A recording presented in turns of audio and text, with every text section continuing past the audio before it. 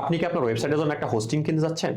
একটা হোস্টিং কেনার সময় আপনাকে যে বিষয়গুলো মাথায় রাখতে হবে, আপনার ওয়েবসাইটের জন্য কি ধরনের হোস্টিং দরকার, যেমন বিপিএস হোস্টিং, ক্লাউড হোস্টিং নাকি ওয়েব হোস্টিং, এবং আপনাকে দেখতে হবে আপনার কতটুকু স্টোরেজ প্রয়োজন, আপনার বেশি স্টোরেজ প্রয়োজন নাকি বেশি ব্যান্ডউইথ প্রয়োজন।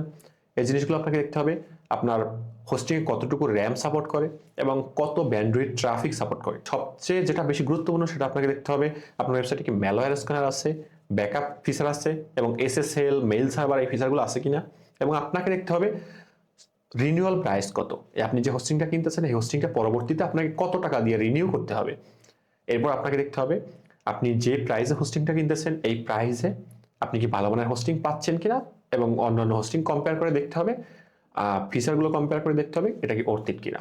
তবে মনে রাখতে হবে কম দামে সস্তা হোস্টিং কিনলে আপনাকে কিন্তু ফিউচারে ওয়েবসাইট নিয়ে বা হোস্টিং নিয়ে আপনাকে ঝামেলায় পড়তে হবে।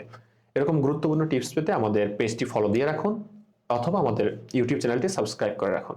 আসসালামু আলাইকুম।